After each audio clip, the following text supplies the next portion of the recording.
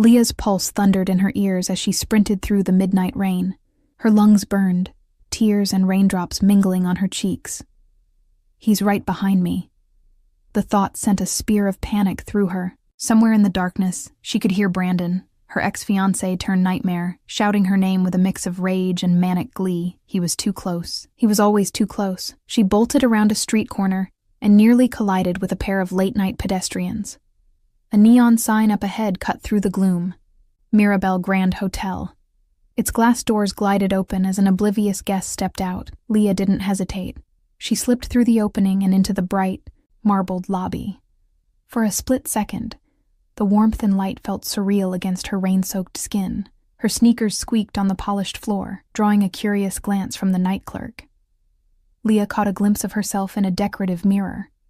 Hair plastered to her head, eyes wide and wild, a deep purple bruise blossoming on her cheek. She looked exactly like what she was. A woman on the run. She had no time. A dark figure appeared beyond the glass doors. Brandon, scanning the lobby like a predator hunting prey. A spike of terror almost rooted Leah to the spot, but she forced her legs into motion. Run, now! She veered away from the clerk's desk before anyone could stop her, making a beeline for a side hallway marked conference rooms, restrooms. Maybe there was a back exit or somewhere, anywhere to hide. Her heart slammed against her ribs as she half ran, half staggered down the corridor. The hotel was quiet at this late hour. Her own ragged breathing sounded deafening. Up ahead, an open doorway spilled a strip of light into the hall. A housekeeping cart sat parked outside, the door propped ajar by its wheel. Staff only.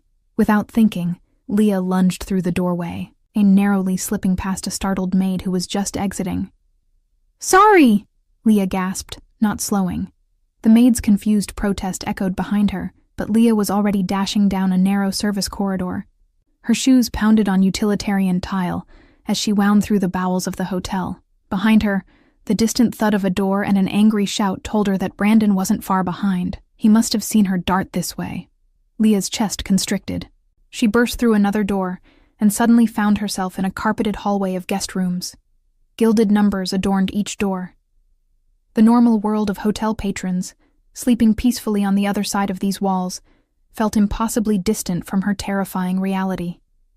Think, she urged herself. She couldn't lead Brandon to an innocent guest's room, and she had no key, no money. Every door she tried was locked tight. In desperation, she pounded softly on one. No response. Either the room was empty, or its occupants weren't inclined to open up to a frantic stranger at midnight. A familiar voice slithered down the corridor, echoing off the ornate wallpaper. "Leah!" Brandon's snarl carried easily in the stillness. "I know you're here, you stupid You can't hide from me." His shout oozed triumph. He was toying with her, trying to flush her out. Leah's blood ran cold. She scrambled farther down the hall, adrenaline lending her speed. Up ahead near the far end, her eyes caught something miraculous. One door was slightly open. The metal housekeeping cart beside it told her why. The maid, Leah realized. This must be the suite the maid had been tending to. The door hadn't closed completely. Brandon's footsteps were closing in, his heavy tread drawing nearer. Leah didn't hesitate. She slipped into the open suite, silently thanking whatever luck or guardian angel had left it unlatched. She eased the door shut behind her, careful not to let the latch click. Her heart thundered as she pressed her back to the door for one breath. And listening. Footfalls and angry muttering passed by in the corridor, just seconds away. Leah surveyed her surroundings in a blur. It was a large, dimly lit suite, plush cream carpet under her feet, elegant furniture, the faint scent of citrus and fresh linen in the air. The cleaning staff had likely just turned down the room. A few lamps glowed softly, but otherwise it was still and quiet. No time to think, no time to wonder whose room this was. She needed to hide now. A pair of wooden double doors stood on the opposite wall, one of them slightly ajar, revealing darkness inside. A closet. Perfect. Without a sound, Leah darted across the suite's living area and slipped through the closet door. It was a walk-in, spacious enough that she could shrink into a back corner behind rows of hanging clothes and thick hotel robes. She pulled the door nearly closed, leaving just a crack, enough to peer through and breathe the cooler air of the suite outside. The closet smelled of cedar and expensive fabric. Leah forced herself to quiet her panting breaths. She braced a hand over her mouth to smother the sound of her own panic. Inside her chest, her heart felt like a wild animal battering against a cage. "Please, please," she begged wordlessly, curling in on herself. "Don't find me, don't find me." Outside in the hallway, she heard the faint ding of the elevator arriving on this floor. A moment later, Brandon's voice rang out again, closer than before, and dripping with violent fury. "Oh, Leah, you know I'll find you," he shouted. "You can't run from me. There's nowhere to go." His tone sent ice through her veins. Leah bit down on her knuckles, tears welling in her eyes. Every muscle in her body was trembling. He's right outside. If he opened the door, if he came in, this stranger's closet could turn into her coffin, but she'd made her choice. She'd rather risk anything than go back to Brandon's grip. "I feel safer hiding in a stranger's closet," she realized with a grim clarity, "than I ever felt in Brandon's arms." Her eyes burned with tears of fear and furious heartbreak. How had it come to this? How had the man who once professed to love her hunted her like an animal? A surge of resolve cut through the terror. "I'd rather die here in the dark than ever go back to him." Leah pressed herself tighter against the wall of the closet, jaws clenched to keep from sobbing aloud. "Do whatever you want to me, Brandon," she thought bitterly, "but I will never make it easy for you again." The sound of footsteps in the suite's hallway jolted her from her silent vow. Brandon's heavy tread had slowed. He's checking each door. Leah's stomach twisted. There were only a handful of suites on this level.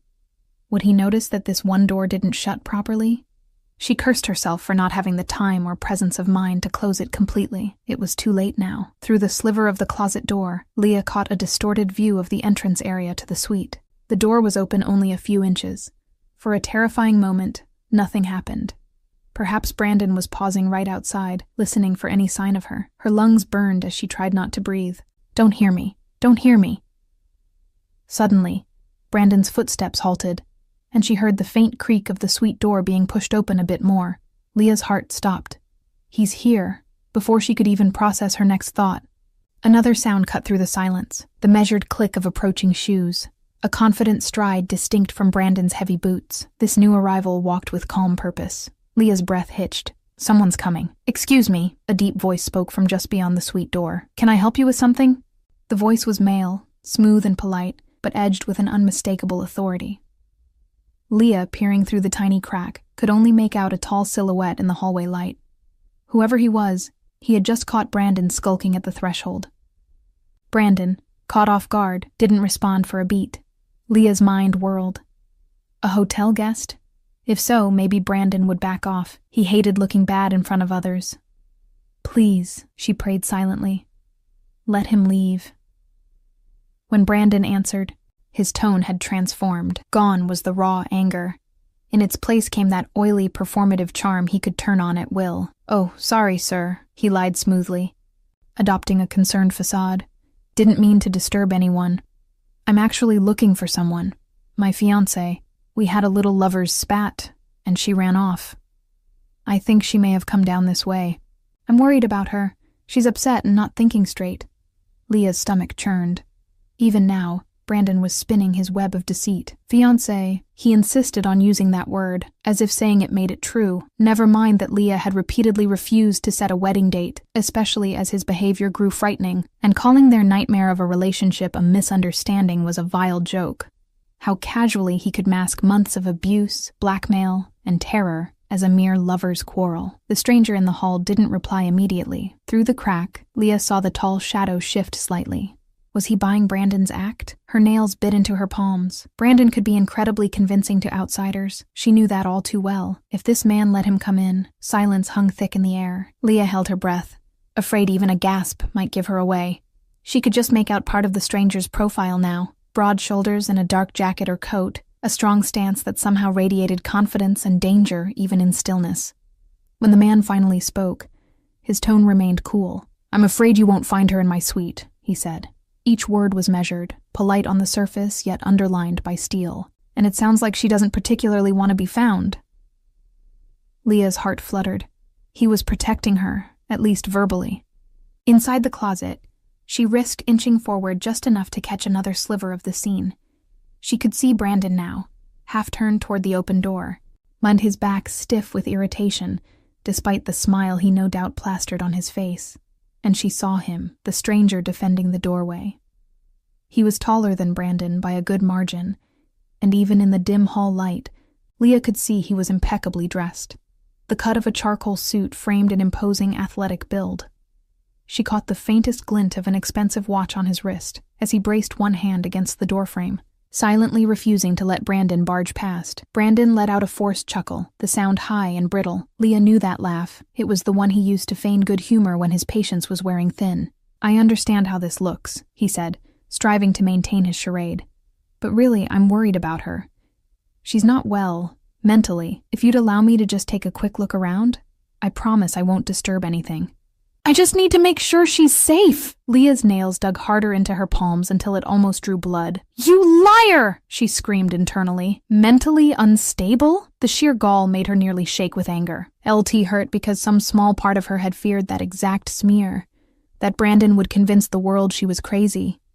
He had seeded those doubts for months, gaslighting her until she questioned her own sanity, and now he was weaponizing that lie for anyone who would listen. The stranger's silhouette didn't move from the doorway when he spoke again, and the pleasant veneer dropped from his voice, revealing an edge as sharp and cold as a honed blade. "No," he said flatly, "that's not happening. I don't care who you think you are. You have no idea who you're talking to." Brandon interrupted, his false geniality finally cracking. Leah winced at the venom creeping into his tone. Brandon's temper was boiling over. "Do you know who I am? My father practically owns half the city. He's on the hotel board. If my fiancée came through here, I have every right to come in and get her." Leah's breath caught. Typical Brandon, throwing around his family name and influence. And unfortunately, it often worked. City officials, club owners. Even cops tended to give Brandon a wide berth once they realized he was the son of wealthy, connected parents. How would this mysterious stranger react? Reasonable people might flinch at the prospect of offending the powerful Scott family, but the man at the door gave a low, unimpressed grunt. "I don't give a damn about your father," he said, utterly unfazed. "And as far as I'm concerned, no one invited you into my room." Brandon's patience evaporated. Leah could hear it, the raw rage bleeding back into his voice. "Look, you," he snarled, and suddenly his silhouette lunged forward as he tried to shoulder past the taller man. It happened almost too fast for Leah's eyes to track. The stranger moved with lethal speed, blocking Brandon's attempt to enter. A large hand fisted in the front of Brandon's coat, and with a burst of strength, whirled him around and slammed him hard against the hallway wall. The thud reverberated into the suite. Brandon let out a stunned, pained grunt. Leah's eyes widened. She pressed her face to the crack in the closet door, barely daring to believe what she'd just seen. That elegant, composed stranger had just manhandled Brandon like he was nothing. She could only see part of the stranger's profile now. His jaw was tight with anger, lips curled in a disdainful snarl. "Listen carefully," the stranger said, voice low and deadly calm. "There is no one in here for you. You will leave, now, or I'll have hotel security escort you out in pieces." A shiver coursed through Leah, and not from fear of the stranger. His words were brutal, but for the first time in ages, they weren't directed at her. Someone was standing between her and Brandon's wrath, and doing so with terrifying confidence. Brandon wheezed, pushing feebly at the iron grip pinning him. When he spoke, his voice was a hiss of pure hate. "You have no idea who you're threatening. I will ruin you. People like me, we can make people disappear." The stranger shifted his stance, something subtle that made Brandon's tirade falter. Leah's breath caught as the man's arm pressed more firmly against Brandon's chest, and in his other hand. Was that a gun? Her angle was limited, but she glimpsed a dark shape tucked low at the stranger's side, catching the hall's light. Yes, he had drawn a pistol and held it calmly at his hip, pointed in Brandon's general direction. He wasn't overtly aiming it, but he made sure Brandon saw it. Brandon saw. His rant died in his throat. Even from the closet, Leah could imagine the look on his face, how the color would drain, the brief flicker of fear in his eyes. Brandon might bully and threaten, but he was ultimately a coward at the prospect of real physical harm. She heard him swallow. "All right, fine," Brandon spat, trying to gather the remains of his pride. The stranger stepped back, releasing his hold but still blocking the suite door and keeping that gun casually visible. Brandon straightened his coat with a trembling hand. He attempted a sneer, but it didn't quite mask the tremor in his voice. "I'm going. But if you see a young woman around, her name's Leah," he called out more loudly, as if making a scene might salvage his ego. "She's not well. Do the right thing and call me or the police. I'm the only one who can help her." Inside the closet, Leah shut her eyes, bile rising in her throat. Even on the back foot, Brandon couldn't resist trying to poison the well. He wanted anyone who heard him to suspect she was crazy, dangerous, less credible. Hot tears of frustration pricked behind her eyelids. She pressed a fist to her mouth to keep from screaming back at him. "Get out," the stranger said icily. He didn't raise his voice. He didn't need to. There was a command in his tone that even Brandon, in his rage, seemed to heed. There was a tense beat, and then Leah heard Brandon's footsteps retreating at last. The distant elevator dinged again. He was gone. Relief crashed over her in a dizzying wave. Leah went limp, her back sliding a fraction down the wall of the closet as she fought the sudden urge to sob uncontrollably. She bit down on her hand until the urge passed. Don't collapse yet. Not yet. Brandon was gone, but she wasn't safe yet.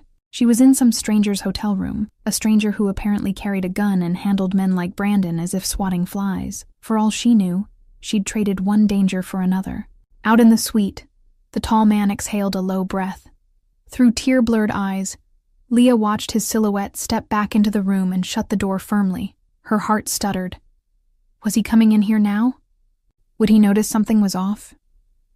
The closet door was nearly closed. Perhaps he wouldn't even think to check it. Perhaps he would assume Brandon had been alone. She heard a soft click as the stranger engaged the deadbolt on the main door and threw the security chain for good measure. He was securing the room. Then he did something that made Leah tense all over again. He spoke, seemingly to himself, in a low mutter too distant for her to catch. After a second, she realized he wasn't muttering at all, but speaking to someone quietly. A phone call? Leah held her breath and strained to listen. She could only make out a few words in the ensuing seconds. A deep, measured murmur. "Keep an eye on him. Brandon Scott, not far." The rest was too soft to discern.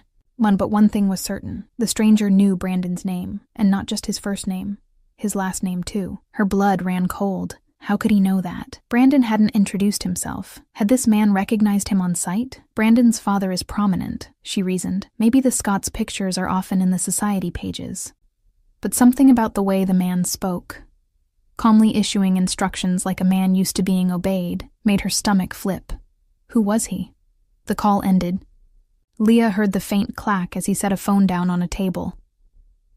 The suite fell into silence once more, broken only by the patter of rain against the balcony doors and Leah's own thudding heartbeat in her ears. She remained curled in the closet corner, uncertain what to do. Her body was starting to shake violently now. Reaction setting in. She clenched her teeth to keep them from chattering. Maybe she could just stay hidden until this man went to sleep or stepped out and then sneak away. But what if he opened the closet before then? And would Brandon really stay gone? He might linger in the hotel lobby or parking lot. If she left this room alone, he might grab her the second she emerged. The thought made her shudder. Leah's fingers closed around a thick wooden hanger by her shoulder. It wasn't much, but it was the only weapon within reach. She listened hard for the stranger's movements. They were slow, soft, coming closer. A floorboard creaked just outside the closet door. Suddenly, a subtle change in light told her he was right there. Leah swallowed a gasp and shrank further into the clothing, gripping the hanger with sweaty palms. Through the narrow crack, she saw an eye, piercing gray, fixed directly on the closet. He must have caught the glint of her eyes or a hint of motion in here. He knows. Time froze for a heartbeat. Leah's thoughts spun. Should she burst out swinging? Stay silent? She felt like a mouse trapped by a cat's unblinking stare. In 2 long strides, the door was yanked wide open. Bright lamplight flooded the closet, revealing her completely. Leah couldn't hold back a yelp of pure fright. She lurched backward, pressing into the corner, one arm coming up reflexively to cover her face, while the other brandished the hanger defensively in front of her. For a breathless moment, neither of them moved. Leah blinked against the sudden light, her eyes locking onto the man who towered in the closet doorway. Oh. He was young, perhaps early 30s, and devastatingly intense. Tall and powerfully built, he nearly filled the closet's entrance. In the full light, she could see his features clearly. Strong, defined angles. Raven black hair perfectly in place except for one stray lock that fell across his forehead. His stance was coiled, ready, but what held her were those eyes, a stormy gray that seemed to pin her in place. They swept over her in astonishment, widening a fraction at the sight of a shaking woman huddled on his closet floor wielding a hanger.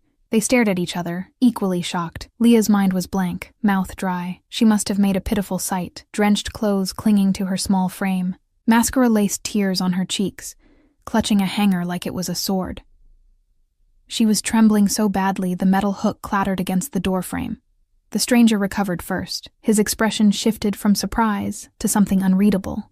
Guarded, stern, but not enraged. Up close, he was even more imposing, and yet Leah noted the slight softening in his granite-like face as he took in her condition. His gaze flickered to the bruise on her cheekbone, and she saw a muscle in his jaw tighten. "Who are you?" he asked quietly, breaking the silence. "And why?" he continued in that same even tone. "Are you in my closet?" His voice was deep and level, with the faintest trace of an accent curling around the R's. Under other circumstances, that might have fascinated her. Italian, perhaps? But right now, all Leah could register was that he hadn't lunged forward or dragged her out. Yet. He was simply standing there, blocking the exit, awaiting her answer. Leah's throat worked, but at first no sound came out. Fear and adrenaline had robbed her of speech. "Say something," her mind screamed. If she didn't explain, he might very well think she was a burglar or some crazy person. He still held a gun loosely at his side. She prayed he wouldn't raise it. I'm sorry," she finally choked out, voice barely above a whisper. The words quavered as she tried to force them through trembling lips. "I didn't mean to. I needed to hide." Her explanation sounded so inadequate. Leah cringed and braced herself, expecting anger, suspicion, maybe even violence. She'd basically trespassed into this man's room. For all she knew, he could have her arrested or hurt her himself. After all, what kind of ordinary hotel guest pulls a gun and handles someone like Brandon with such cold ease? He could be dangerous too, a small voice in her head warned. Maybe I escaped one monster only to corner myself with another. The man's steely eyes studied her face. Leah felt exposed under that assessing gaze, as if he could read every bruise, every tear, and piece together the story without her even speaking.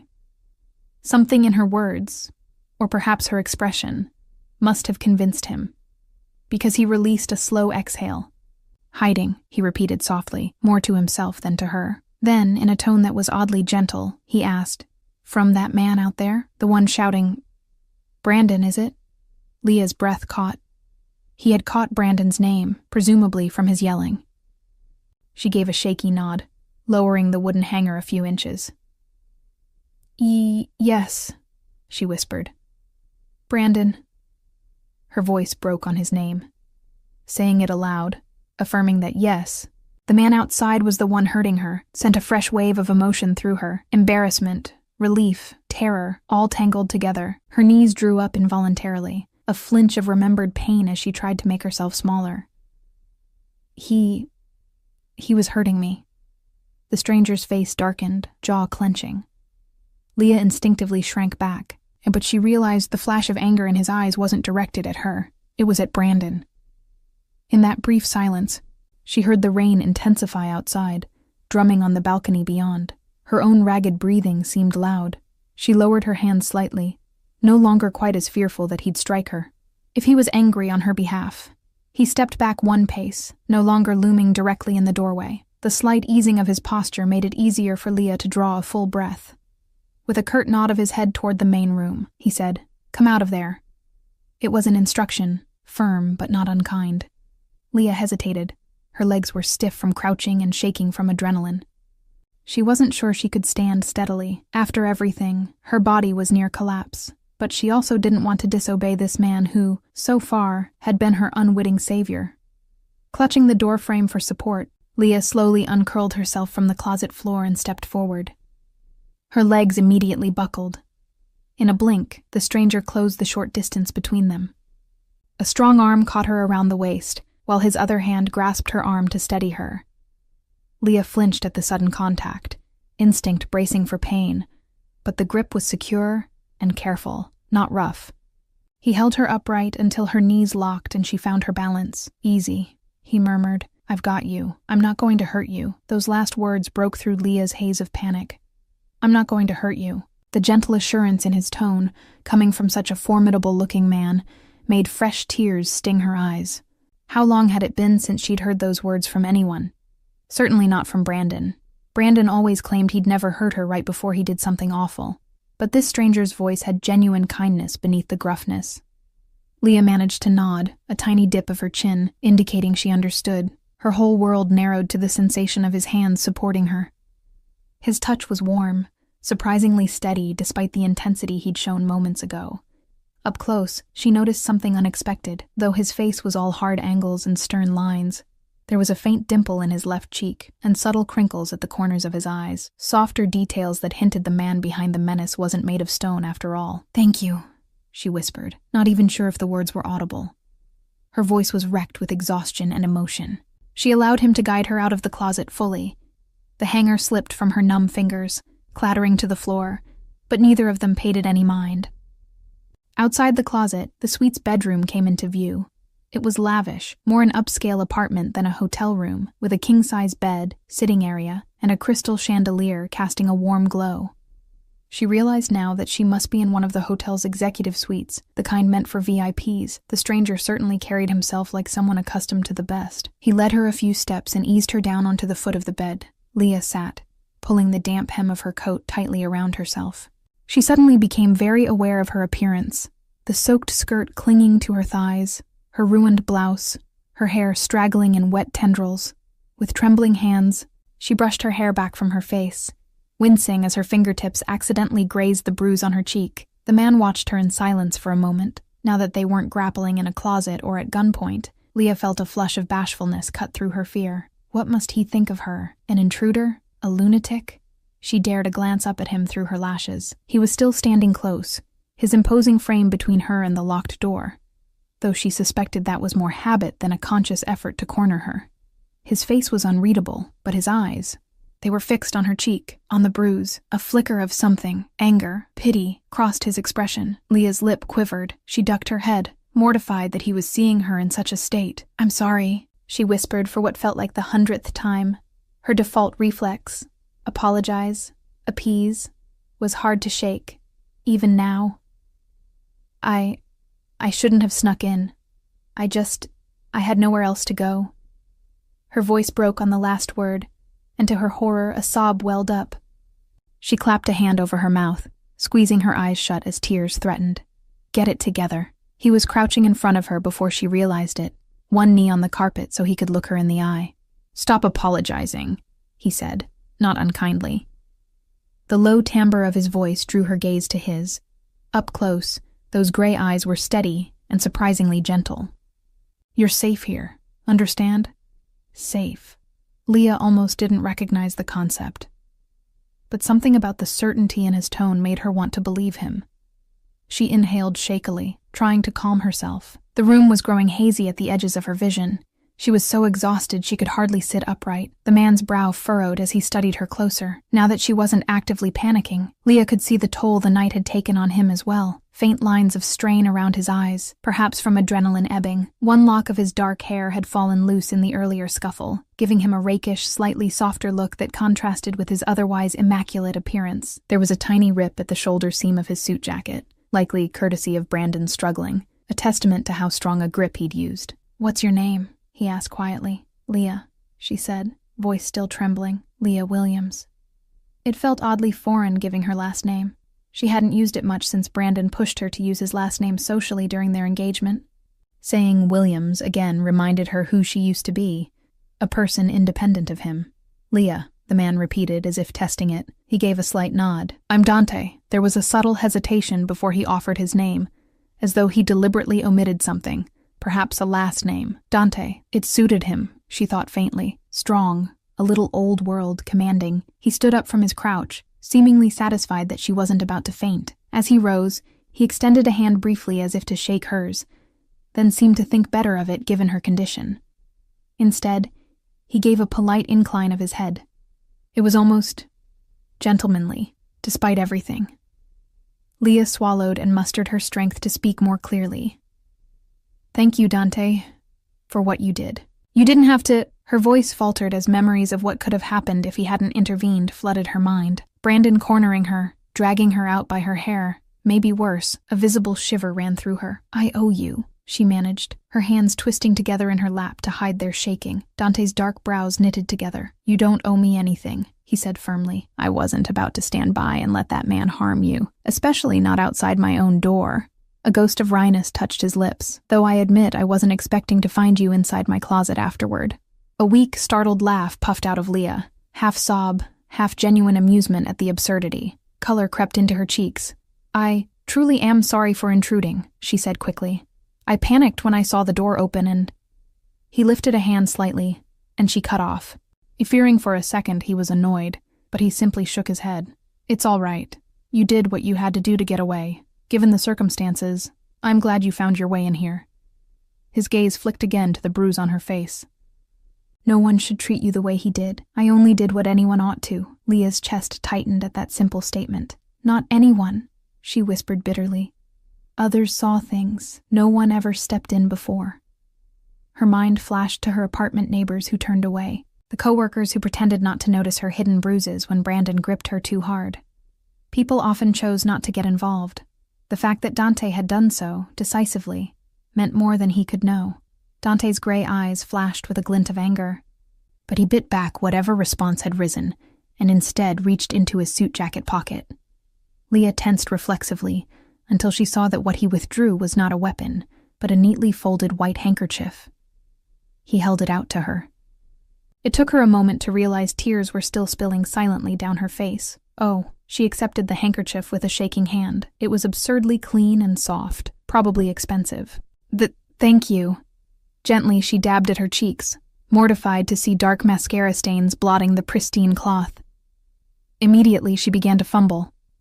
"I'm sorry. I'll clean it and return." "Don't worry about it," he interrupted softly. He straightened to his full height. Standing over her, he seemed to remember the gun in his hand, with a smooth motion, and he clicked the safety and placed it out of sight in a drawer of the nearby nightstand. Leah flinched slightly at the casual way he handled the firearm, evidence that he was very comfortable with it. Her eyes stayed fixed on that drawer even after it shut, a faint tremor running through her. Noticing, Dante took a step back to give her space. "Wait here a moment," he said. Leah nodded mutely. Where would she even go? Her body felt glued to the bed by sheer exhaustion. Dante disappeared through a door on the other side of the bedroom that she assumed led to the bathroom. A second later, she heard water running. Left alone, Leah took stock of her situation. It was just now truly sinking in. Brandon is gone, for now at least. She was sitting in a luxurious hotel room with a stranger who had, in the span of minutes, done more to defend her than anyone ever had. But at the same time, who on earth was this Dante? Her eyes roamed the suite as she tried to distract herself from the adrenaline crash shaking her limbs. On the nightstand, a digital clock glowed, 12:47 a.m., nearly 1 in the morning. The room bore signs of someone in the middle of using it. A sleek black suitcase stood open on a luggage rack with neatly folded clothes inside, an uncorked bottle of wine, and 2 glasses on the coffee table in the sitting area. 1 glass used, she noted. A navy sport coat hung over the back of a chair, and beside it on the table lay what looked like a smartphone and keycard. He must have arrived not long before she barged in, and perhaps he had stepped out briefly and left the door ajar for housekeeping, which allowed her entry. Her gaze drifted to the partially open drawer where Dante had stowed his gun. Something else was in there. She could see the corner of a leather-bound book or folder peeking out. She recalled what she'd overheard him say on the phone. Brandon Scott. Had he known of Brandon already? It seemed unlikely unless Brandon's family name meant something to him. A strange thought struck her. What if Dante was the reason Brandon had been here at this hotel tonight? Could it be a coincidence? Don't spin wild theories, she chided herself. She was groggy and traumatized. She could puzzle over connections later. Right now, she had more immediate concerns, like what would happen next. Would Dante kick her out now that the immediate danger had passed? Would he call the police after all? The thought made her stomach lurch. In principle, reporting Brandon was the right thing to do, but Leah's experience screamed that it could backfire terribly. Brandon's father had money and influence to muddy any waters. He had legal connections too, and Brandon himself was cunning. He left minimal marks on her body where anyone official might see, and he collected leverage. The mere memory made her throat close. He still had that over her. The secret he lorded to keep her in line. Her breath became shallow. If Dante called the police, Brandon would spin the situation, maybe use that secret to paint her as the villain. He might already be working that angle. He'd basically told Dante she was unstable. If police hauled her in now, would they believe her, or the son of a wealthy philanthropist who claimed to be rescuing his disturbed fiancé? A whimper escaped her unbidden. She squeezed her eyes shut, trying to will away the encroaching panic. She couldn't let that happen. The water in the bathroom shut off, and a moment later Dante emerged, rolling up his shirt sleeves. He carried a glass of water and a small white washcloth. "Drink," he urged gently, handing her the water first. Leah hadn't realized how raw her throat felt until the cool glass touched her fingers. She obeyed, taking a few slow sips. Each gulp soothed the dryness in her throat and helped ground her a little more in reality. "Thank you," she murmured, her voice steadier. Dante nodded curtly, then held out the damp washcloth. "For your face," he explained. Leah took it and carefully wiped at her cheeks and eyes, cleaning away the smeared mascara and tear stains. The cloth came away black and she grimaced. She must look like an absolute wreck, but at least the cool water felt refreshing against her feverish skin. "Better?" he asked. He had pulled a low upholstered stool over to sit in front of her, giving them nearly eye-level proximity now. It was strange. Brandon always loomed over her when she was vulnerable, using his height to intimidate. Dante, on the other hand, had intentionally lowered himself, making his presence less imposing. The realization made Leah's guarded stance relax by a notch. "Yes, thank you," she said softly. She still clutched the washcloth, unsure what to do with it now. He seemed to sense her lingering apprehension. After a pause, he spoke gently. "Leah, I'm not going to call the police right this moment, if that's what you're worried about." Her eyes snapped to his, startled that he'd read her mind so plainly. A flush of embarrassment warmed her cheeks. Was she that transparent? She opened her mouth, struggling to articulate her concerns without sounding ungrateful.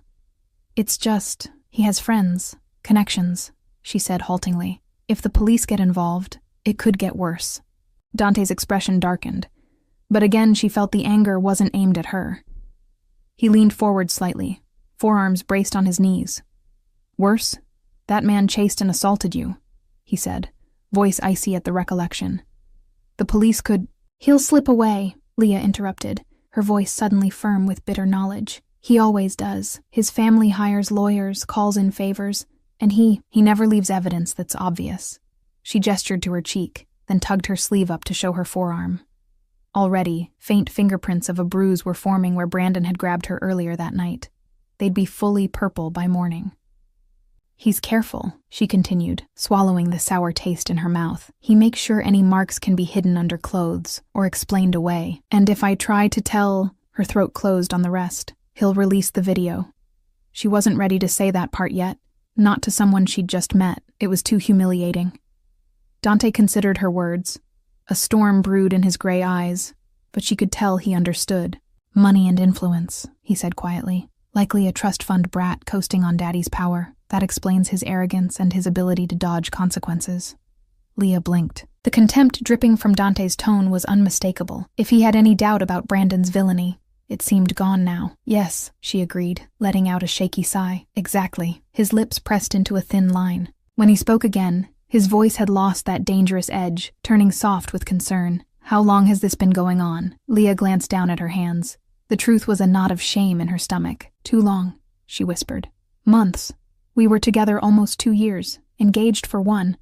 But the last 6 months were the worst." She hesitated, then added in a rush. "I tried to leave before. Every time I tried, he did something, or threatened something to make me stay." Dante's jaw tightened. "Threatened what?" he asked, carefully controlled. Leah felt her cheeks flame with humiliation. She didn't want to explain. She didn't want this stranger, the first person to show her genuine kindness in ages, to know the full extent of her humiliation.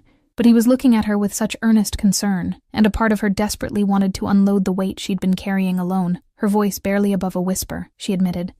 He has something on me, a video of me." Fresh tears pooled in her eyes, and she angrily blinked them away. And he threatened to use it to ruin me. Socially, legally, every way. He said if I didn't do what he wanted, he'd send it to everyone. The police, my friends, the press. Paint me as as some awful person. She choked back a sob, wrapping her arms around herself. It was the first time she'd ever spoken aloud of the video to anyone. Even her best friend knew only that Brandon had leverage on her, not what it was. Her skin crawled as she remembered that night, the haze of whatever he'd slipped in her drink, the feel of unwanted hands on her, the flash of a camera, and later, Brandon's triumphant face showing her a damningly edited piece of footage. Dante had gone very still. Leah dared a glance at him. His eyes were fixed on her, and in what she saw in them made her breath catch. Rage, righteous, furious rage, not at her, but on her behalf. It swirled in his storm-gray irises like thunderclouds, yet his voice, when he spoke, remained calm and measured. "He blackmailed you into staying," Dante stated. It wasn't even a question at this point. Leah nodded, a tear finally spilling over despite her efforts. "I'm not proud of what's in that video," she said brokenly. "It was a mistake, one he set me up for, but still." She bit down on her lip hard, unable to continue. If Dante asked for details, if he looked at her with disgust like she sometimes looked at herself, she wasn't sure she could bear it. But Dante didn't ask. A low curse slipped from him, something Italian and vicious, as he scrubbed a hand over his face, his other hand clenched into a fist on his knee. Leah flinched slightly at the sudden movement, a reflex born of too many unpredictable moods from Brandon. Immediately, Dante noticed and reined himself in. He took a slow breath and unclenched his hand. In the heavy silence, Leah's heart hammered. This is it, she thought anxiously. Now he knows I'm tainted. Part of her expected him to distance himself, perhaps politely usher her out or show pitying revulsion. Why wouldn't he? She'd basically admitted someone had compromising material on her. Often people responded with doubt or disdain. What did you do to provoke it? Why did you let it happen? She braced herself for that judgment in his eyes. Instead, Dante reached out slowly and, to her utter surprise, gently covered her trembling hands with his. The gesture was tentative, as if he wasn't sure she'd accept the touch. His skin was warm, his large hands nearly enveloping her smaller ones. Leah found herself staring at their hands in astonishment. The last time a man's hand had been on hers, it was Brandon crushing her fingers in rage, but Dante's touch was careful, protective. He waited until she lifted her teary gaze to meet his. When she did, she found his expression had shifted into something resolute, a fierce tenderness that took her breath away. "That man," Dante said, each word vibrating with quiet fury, "is going to regret ever laying a hand on you or causing you a moment of pain." His grip on her hands tightened, not painfully but firmly, anchoring her attention. "Listen to me, Leah. I promise you, he will never hurt you again." Leah's breath caught on a soft gasp. Promise. It had been so long since anyone had promised her anything good. Certainly no one had ever promised to protect her. Not like this, with absolute conviction burning behind each syllable. She wanted to believe him so badly it hurt. A sob climbed up her throat and escaped as a strangled squeak. She ducked her head, trying to hide how desperately those words affected her, but he saw. Of course he saw. Dante released one of her hands and instead lifted it to her chin, tilting her face up gently. Leah's instinct was to flinch. Brandon often grabbed her chin to force eye contact in a fight. But Dante's touch was nothing like that. His thumb just barely brushed her jaw, and the gesture was so unexpectedly tender that it undid the last of her composure. A tear slid down her cheek. "You don't have to be afraid anymore," he said, softly but intensely. "I know you barely know me, but you have my word. I'm going to keep you safe." Leah stared at him, lips parted in astonishment. Something about the steadiness of his gaze, the utter certainty in his tone. For the first time in recent memory, she felt a spark of hope. It was terrifying. Hope always was, because if it proved false, it would break her completely. But Dante's vow felt different. It resonated down to her very bones. He might actually mean it. She struggled to form a reply. Why would he do this? He didn't even know her. Was it simply basic decency, the way any bystander should act? It felt like more, and though a large part of her whispered to be careful, after all, who was Dante? Why did he have a gun, or the ability to face down a man like Brandon without flinching? Her gut, perhaps battered into better judgment by trauma, told her she could trust him, at least for now. "You don't have to get involved," she managed weakly, even as her fingers curled to lightly grasp the hand he still held against her face. This isn't your fight. You've already done so much. I don't want you getting hurt because of me. She knew firsthand how vindictive Brandon could be. If Dante somehow became a target of Brandon's wrath by helping her, she couldn't bear that guilt. Dante's expression softened a fraction when he felt her return a faint pressure to his hand. It became my fight, he said quietly, the moment you stepped into my room. He paused, as if weighing just how much to say. When he continued, his voice was calm, but laced with an undercurrent of personal passion. Let's just say I have zero tolerance for men who prey on those weaker than themselves, and I have personal reasons to hate men who hurt women. His eyes flickered with the shadow of something, old pain maybe, before clearing as he focused on her again. Helping you isn't a burden, Leah. It's something I want to do. Personal reasons. Leah wondered what lay behind that statement. There was a raw note in his voice that hadn't been there before, but before she could even think to ask, Dante moved, his protective hold transitioning back to a more businesslike demeanor. He gently released her and stood, the mattress rising slightly as his weight left the bed's edge. You're exhausted, he stated matter-of-factly. You need rest. Now that he mentioned it, Leah's entire body felt like a limp rag. The adrenaline was long gone, leaving only bone-deep fatigue and throbbing bruises. She hadn't had a proper night's sleep in, she couldn't even recall, certainly not in the past week of planning her escape, and tonight's ordeal had sapped what little reserves she had left. Still, reality intruded. Where will I mean, it's not safe for me to go home, she murmured, dizzied by just how spent she felt. Her limbs were growing heavier by the second as the immediate crisis adrenaline faded. It's not safe for you out there, period, Dante replied firmly. He could still be waiting nearby. You'll stay here tonight. Here. In this suite. With him. Leah's eyes widened. She opened her mouth to protest. Was that appropriate? Was she even safe with this man? But Dante was already moving with purposeful efficiency. He crossed to the door that connected the bedroom to the suite's living area and disappeared through it. She heard the soft thump of him dragging something heavy. When he reappeared, he carried an extra pillow and a neatly folded blanket. He walked past her to the long velvet sofa in the sitting area adjacent to the bedroom and tossed them onto one end. Then he turned to her, arms crossed in a way that booked no argument. I'll take the couch. You take the bed. Leah stared. The bed in question was enormous and plush, surely far more comfortable than the sofa, his sofa, and he was offering it without a second thought. Dante, I can't take your bed. I'll sleep on the couch or even the floor. Stop, he said, holding up a hand. That single word managed to be gentle and authoritative all at once. You're injured and exhausted. You need a proper rest. Take the bed. A faint, almost teasing glint lit his gray eyes as he added dryly, if it eases your mind, consider that it's the least I can do after barging into your life uninvited. A tiny smile ghosted at the corner of Leah's mouth despite herself. I think technically I barged into your life, via your closet. The surreal humor of that statement hovered between them, and Dante's lips quirked. It was the barest hint of a smile, but it humanized his stern face remarkably. Leah realized she rather liked the look of it. Fair enough, he conceded softly. Regardless, the arrangement stands. He nodded toward the bathroom. There's a robe inside and towels. Why don't you dry off? Maybe take a hot shower if you feel up to it. It'll help with the chill. He hesitated, then added, I'll step outside to the living area to give you privacy. Take your time. For a moment, Leah simply looked at him. Dante had effortlessly taken control of the situation, but not in an overbearing way, more in the manner of someone used to handling crises and caring for others. It felt strange to be on the receiving end of such consideration. Brandon's controlling behavior had always been about power and dominance, making her smaller. Dante's manner was equally authoritative, yet entirely different in intent. He genuinely seemed concerned with her well-being. The contrast almost made her want to cry again, but she swallowed that urge. All right, she whispered. Thank you.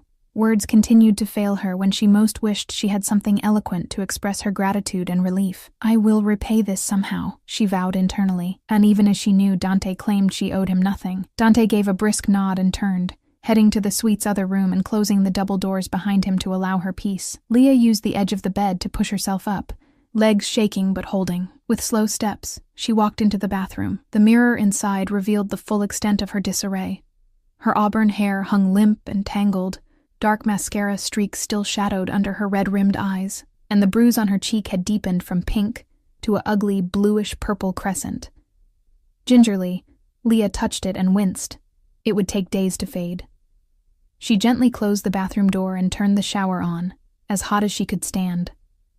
While steam filled the marble-tiled room, she stripped off her wet, torn clothing piece by piece. Each removal revealed more souvenirs of Brandon's abuse, fingertip bruises on her upper arms from where he'd yanked her earlier, a tender spot on her ribs from being shoved into a wall the night before, a line of yellowing bruises on her side from older encounters.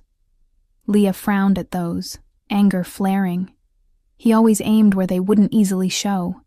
The systematic cruelty of it made her feel ill. Not anymore, she told herself firmly. This ends now. Dante's fierce vow echoed in her head, giving her resolve. Brandon would never hurt her again. Dante had sworn it, and in her heart, she clung to that promise like a lifeline.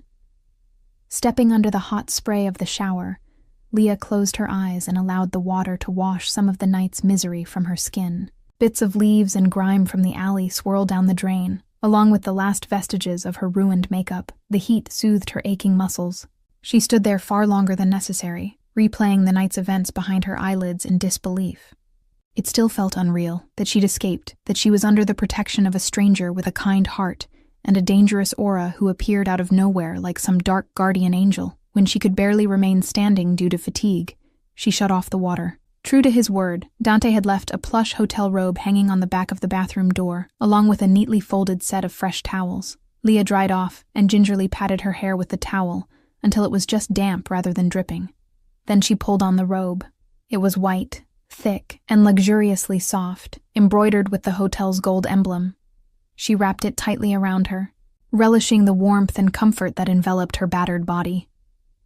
Catching her reflection once more, she noted she looked a bit better, cleaner at least, and the bruise now stood out starkly against her pale skin.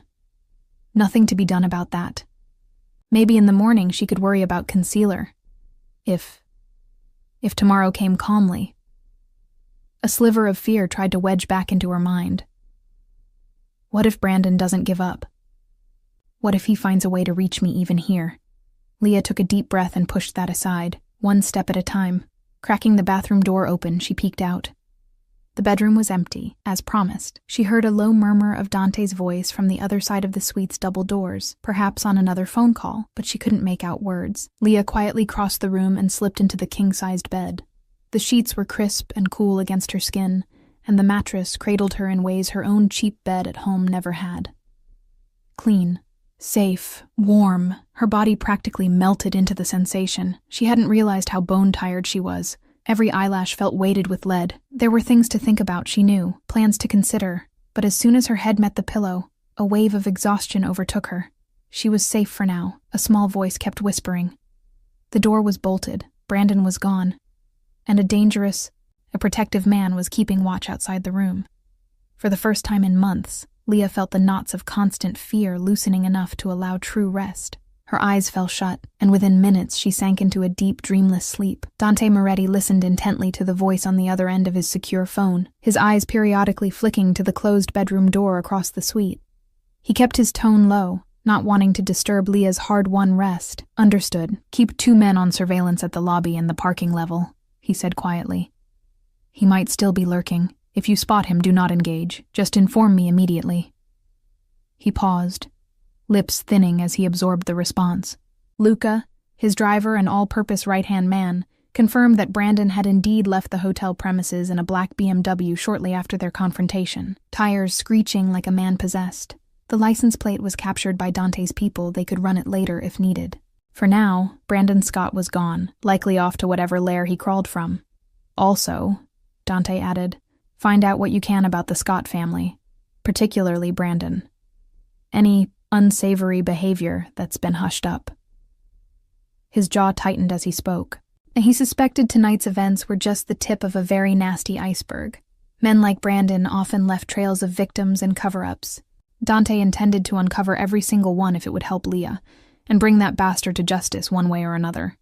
Luca's voice crackled acknowledgement before Dante ended the call.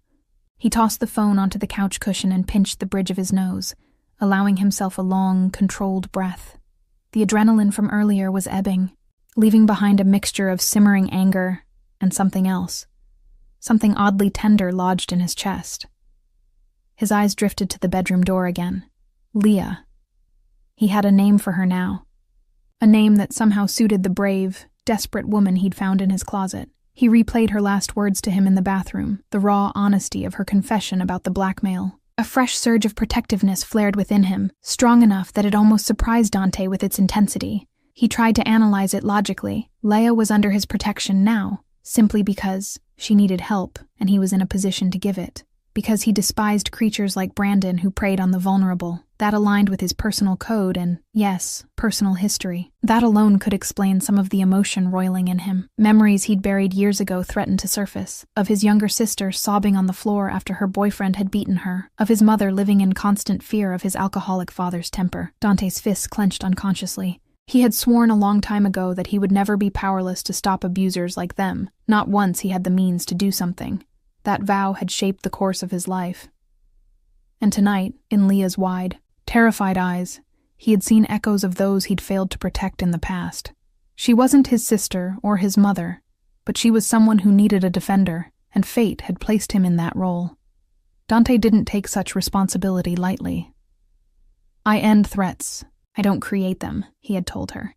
It was a credo that guided him. Brandon Scott was a threat, one he fully intended to end, permanently. Yet, Dante exhaled slowly, rubbing a hand over his face. There was more to it than just principle, wasn't there? He couldn't deny the visceral reaction he'd had seeing her in that closet. A petite, drenched woman trembling like a cornered fawn, yet still trying to defend herself with nothing but a hanger and sheer will. The moment her fearful brown eyes met his, something had cracked open in Dante's chest. An urge not only to eliminate the danger, but to comfort, to reassure, to protect her personally, not just out of abstract duty. It was absurd. He didn't know her beyond the scraps of horror he'd gleaned. He hadn't even known her full name until a few minutes ago.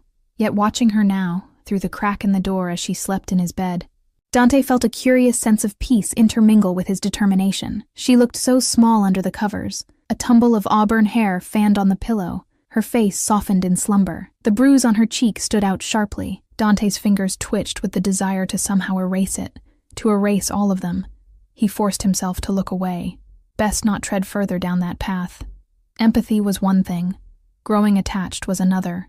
He'd help her get free of Brandon and ensure she had her life back. That was the goal.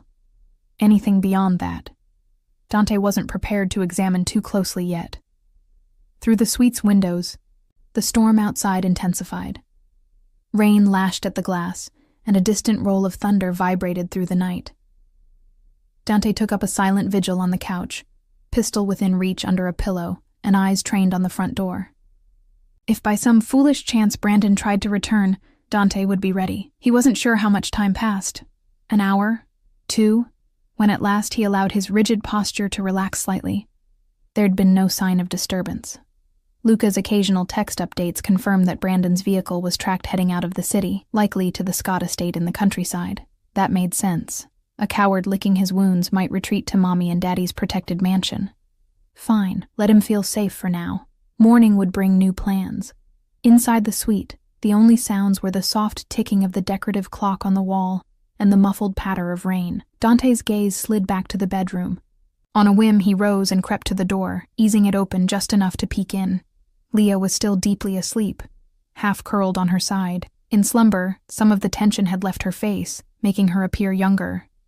The harsh lines of fear and pain smoothed out, leaving a delicate beauty in their wake. Dante felt a faint warmth in his chest at the sight. She's safe now, he reassured himself. I'll make sure it stays that way. He checked that the room's thermostat was turned up adequately. She'd been shivering so badly earlier, he didn't want her to catch a chill. Satisfied the temperature was cozy, he withdrew, pulling the door nearly shut again to not disturb her.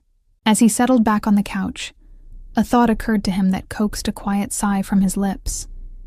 It struck him that Leah, even in her harrowing situation, had shown remarkable courage. Plenty of people might have frozen or given up when cornered by an abuser like Brandon, but she ran. She fought to escape, using her wits to evade him, the detour through the service corridor, slipping into a stranger's room. That took presence of mind under extreme duress. And even in the closet, terrified and at his mercy, she'd had the boldness to raise a hanger in defense. A wry smile tugged at Dante's mouth. The little fighter. He found himself respecting her immensely, and admiring her, and, if he was honest with himself, aching for her. what she had endured. Dante had seen strong men crumble under similar torment, but Leah hadn't broken. Bent, perhaps, but not broken. There was a core of steel in her, even if she didn't yet realize it. As he drifted into a light, vigilant slumber, Dante's last thought was that tomorrow he would do everything in his power to fortify that steel, help her reclaim herself, free of fear, whatever it takes. He vowed silently, hand on his gun and ears attuned for any threat. Brandon Scott will never touch her again. Sunlight peeked through a gap in the heavy curtains, casting a golden beam right across Leah's face. She stirred, a small frown crinkling her brow as she tried to turn away from the light, but the movement sent a jolt of pain through her body. With a soft groan, Leah's eyes fluttered open. Disorientation flooded her. The ceiling above was ornate and unfamiliar, and the bed under her was sumptuous, not the cheap mattress she was used to. For a split second, panic flared. Where am I? She bolted upright, heart pounding, until the memories of last night crashed back in waves. The chase, the closet, Dante. She registered the lavish hotel bedroom around her, and the faint scent of his cologne on the pillow. Brandon wasn't here. He hadn't found her in the night. She was safe. A shaky exhale slipped from her lips as relief and reality settled in. In the calm light of morning, the events of the previous hours felt almost dreamlike, but the tenderness in her muscles and the sting on her cheek were very real reminders, as was the oversized robe wrapped around her, Dante's robe. Dante. Her heart did a curious little flip remembering his gentle care and fierce promises. Not to mention his sheer presence, a lethal guardian who had swept in and upended the hopeless narrative of her life in one evening. Is he still here? Leah glanced around the bedroom. The double doors to the sitting room were slightly ajar. She could hear the distant clink of dishes and a low rumble of a voice. News on TV, perhaps, or someone speaking. She realized she didn't have her phone, and in any case, Brandon still had it. A pang of worry shot through her. She had to let her best friend Kara know she was all right. Kara would have woken to Leah's empty bed and freaked out if she'd known any of what transpired. Leah had texted Kara vaguely yesterday about planning to leave Brandon, but nothing after. Leah slid out of bed, the plush rug soft under her bare feet. Someone, probably Dante, had left a shopping bag on the armchair by the window. She peered inside and found women's clothes, tags still on. A simple t-shirt, a cozy sweater, jeans, undergarments, even slip-on shoes, all roughly her size. The sight made her chest constrict. He must have arranged these early this morning, anticipating she'd need something to wear. It was an incredibly thoughtful gesture, one she hadn't even considered last night while fleeing with nothing but the clothes on her back, swallowing thickly. Leah changed into the fresh clothes. They fit well enough. The jeans were maybe a tad loose at the waist, but she cinched them with the provided belt. The act of dressing in something clean, and hers, for now, buoyed her spirits. She felt almost human again. The only thing marring her reflection in the vanity mirror was the bruise on her cheekbone. Purple and green edges were already forming. No hiding that without makeup. With a sigh, she smoothed her hair, still slightly damp but much less wild, and left the bedroom. She found Dante in the suite's living area, seated at the dining table which was now laden with covered silver serving trays. Breakfast, presumably. The aroma of coffee and something buttery filled the air, making her stomach rumble. How long had it been since she'd eaten? She honestly couldn't recall having dinner yesterday in the midst of all the drama. Dante looked up the instant she emerged, his intense gaze softening just a bit when he saw her. He rose from his chair, the morning light catching on his crisp white shirt. He'd changed from last night's attire into a fresh dress shirt, open at the collar, sleeves rolled to his forearms. "Good morning," he greeted quietly. "How are you feeling?" Leah managed a small smile. "Better. I slept like a rock." A hint of shy gratitude colored her tone. "Because of you." She didn't say it, but she suspected he knew. She couldn't remember the last time she'd slept through the night without jolting awake in terror. It must have been sheer exhaustion combined with the fact that, for once, she truly believed someone was keeping watch. And he had. The evidence was in his eyes, slight shadows beneath them. She wondered if he'd slept at all. "Good," Dante replied. He gestured towards the spread on the table. "I took the liberty of ordering some breakfast. Nothing fancy, just something to get your strength up." He paused, almost self-conscious for the first time. "And I had some clothes brought up. I see you found them. I hope they're all right." "They're perfect. Thank you." For everything, Leah said, earnest. She walked over to the table, drawn by the scent of food and the comforting presence of this man who was rapidly becoming her lifeline. As she moved, Dante's eyes subtly swept over her, likely checking that she was indeed all right. She noticed his gaze linger an extra second on her cheek bruise, and his jaw tightened. Wordlessly, he pulled out a chair for her. Leah sat, another flush of appreciation warming her face at the polite gesture. She truly wasn't accustomed to this, being cared for without ulterior motive. It felt almost uncomfortable in its strangeness, but also nice. More than nice, if she was honest. Dante removed the silver lid from one tray, revealing a plate of warm croissants, toast, and an assortment of pastries. Another held scrambled eggs, fresh fruit, and in what looked like bacon and sausages. Leah's empty stomach gave an audible, mortifying growl at the sight and smell of all that food.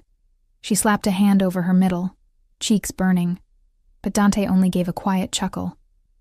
"Eat," he urged, taking his own seat beside her, not opposite her. Curiously, he chose the seat just to her right, a subtle positioning that kept him between her and the door. "Please, you need it." Leah didn't need further encouragement. Realizing just how ravenous she was, she tentatively reached for a croissant. It was flaky and still warm, likely delivered just minutes ago. She tore off a piece and nibbled, a blissful sigh escaping as the buttery pastry practically melted on her tongue. Goodness. When had food last tasted this good? The two of them ate mostly in silence for a few minutes. Dante poured her a cup of coffee, fixed exactly as she would normally take it, black with a pinch of sugar. She noticed he watched how she sipped it yesterday and remembered, or maybe it was a lucky guess. He also poured orange juice and encouraged her to have both for hydration. Leah alternated between savory and sweet, fruit and pastry, until her initial pangs of hunger subsided and she felt pleasantly full and far more energized. As she polished off a strawberry, Leah found herself glancing surreptitiously at Dante. In the daylight, he was no less striking. If anything, the morning sun accentuated the chiseled planes of his face, the slight blue-black shadow of stubble on his jaw that he hadn't had time to shave. He looked tired, she realized. There was a heaviness around his eyes despite his composed demeanor. "He stayed up to keep you safe," an inner voice whispered. "Did you get any sleep?" she asked softly, breaking the quiet. Dante met her gaze over the rim of his coffee cup. "I rested enough," he replied. "Don't worry about me." Too late, she was worrying. "I am sorry," Leah said, lowering her fork. "You shouldn't have had to." He set his cup down with a gentle thud and fixed her with a look. "Leah, I told you to stop apologizing," he said. But his tone held a note of almost teasing exasperation this time instead of reprimand. "I made a choice. I'm fine." Heat crept to Leah's cheeks. She toyed with a crumb on her plate. "It's just hard for me not to feel like a burden," she admitted quietly. "I know you keep saying I'm not, but..." "You're not," Dante interrupted.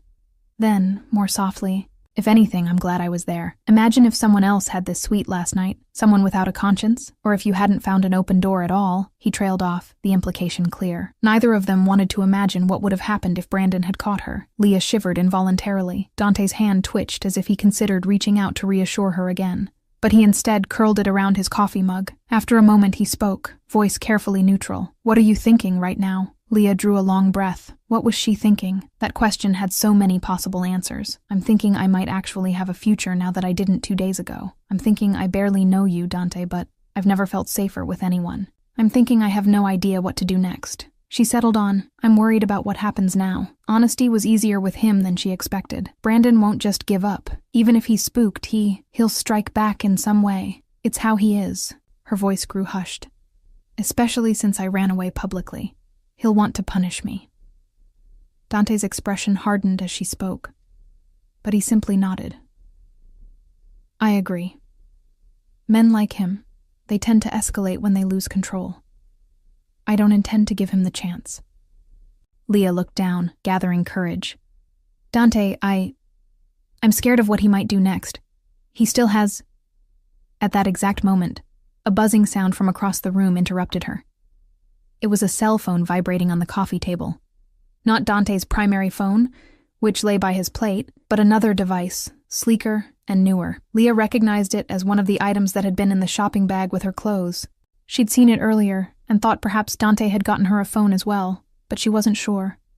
Now it lit up and vibrated insistently. "That's yours," Dante confirmed, following her gaze. "I had a secure phone set up for you, untraceable and with a new number." He got up and retrieved it, bringing it to her. "Only a few people have this number." Leah accepted the phone. It felt strange holding one again after leaving hers behind. "Who has it?" "I gave the number to your friend, Kara," Dante said, "and one or two of my associates who may need to reach us about the situation." Leah's head snapped up. "Kara, you spoke to her?" He inclined his head. "Briefly, yes. Early this morning. I thought you might want her to know you're safe, and I needed some information from her." At Leah's questioning look, he continued, "I asked if she could discreetly gather some of your personal belongings, clothes, any important documents, from wherever you'd be comfortable. She mentioned you have things at her apartment." Leah nodded, heart swelling with gratitude. Kara was her closest friend, one of the few people she'd confided in about wanting to leave. For Dante to have already looped her in meant the world. "Thank you, truly." Her phone buzzed again, displaying Kara, 5 missed calls, and now an incoming call from her. Leah quickly answered, putting it on speaker so Dante could hear too if needed. "Kara." A burst of relieved noise came through. "Leah! Oh my God! Leah, are you okay? I've been worried sick." Kara's voice was choked with emotion. "I saw the news this morning and tried to call." "News?" Leah blurted, heart skipping. "What news?" Kara took a breath. "There's a video," she said carefully. "Some kind of email leak sent to media and who knows who else. They're talking about it on local news. A video of you at some party. It doesn't look good, Leah. They're saying you attacked some guy." Even though Leah expected this, having run through the scenario in her nightmares countless times, hearing it confirmed sent a wave of dizziness through her. She gripped the phone tightly. "Oh, God!" Her free hand sought the edge of the table to ground herself. Dante was immediately beside her, one strong hand bracing reassuringly at her back. "It's all lies," Kara rushed on. "I told everyone at work it has to be fake or out of context. But you know how gossip is. And the police, Leah, the news said the police are looking into it because the man's some politician's son. They're talking about possible assault charges against you." Leah felt the blood drain from her face. This was worse than even Brandon's usual threats. He hadn't just sent it to media, he'd given it to the police. By preemptively framing it as evidence of a crime, he'd forced their hand to investigate. And she wasn't even there to defend herself. He likely counted on that. In a single stroke, he'd made her a social pariah and potentially a fugitive. 6 hours. He hadn't been bluffing. He'd executed his threat and then some. Dante's hand pressed a little more firmly at her back, recalling her to the present. "Kara, listen to me," he interjected calmly, leaning closer to the phone. "My name is Dante Moretti. I'm a friend of Leah's." There was a subtle emphasis on friend that Leah didn't miss, perhaps for simplicity. He wasn't going to detail their odd circumstances. "We're aware of the video. It's doctored, and we can prove it." Kara was silent for a beat, likely processing who this man addressing her was. Then, in true Kara fashion, she found her voice and an edge of protectiveness. "Are you the one who called me earlier? The, Mafia guy?" She hissed the last part in a whisper, as if someone might overhear. Clearly, Leah's late-night revelations to her hadn't fully sunk in until this moment. Leah almost smiled despite the situation. That was Kara, tactless when shocked. Dante, to his credit, didn't seem offended. His lips twitched. "I suppose you could call me that," he replied dryly. "Don't worry, Kara. Leah is safe with me." Kara made a soft "oh" sound, then cleared her throat. "Right. Well, thank you for protecting her. Honestly, I was skeptical when she told me." Leah cut in gently. "Kara, I trust him." The simple declaration hung in the air, and Dante's hand on her back paused slightly, as if the weight of those words impacted him. On the phone, Kara exhaled. "Okay, then I trust him too. Now about this video." "Leah, what do you need me to do? I've been chewing out anyone spreading rumors, but..." Leah's eyes stung with tears. Kara said immediately, "I'll pack a bag of her clothes, toiletries, any documents I can find. I won't go to her apartment, Brandon's probably creeping around there anyway. I have some stuff of hers at mine, and I can buy whatever else and expense it to his bastard account later. She huffed angrily. Also, sorry.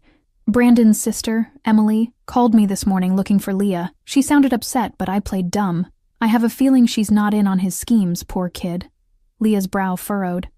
Emily must have found out about the video or been alarmed by something Brandon or their parents said. Emily was only 19, away at college. She probably woke up to a scandal involving her friend, future sister-in-law. Leah made a mental note. Emily might be an ally, but contacting her now could put the girl in danger with Brandon around.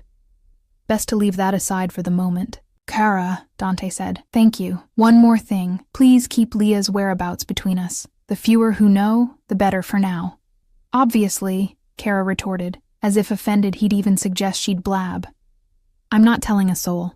I'll keep my phone on me. And Leah, her tone gentled. Hang in there, okay? This is going to blow over. And when it does, you and I are going to have a long vacation somewhere far away from any Scots or mafiosos or drama. Got it?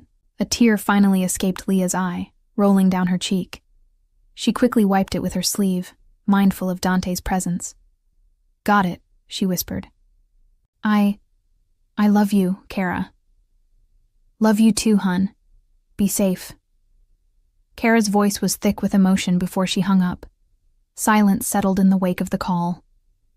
Leah carefully placed the phone on the table.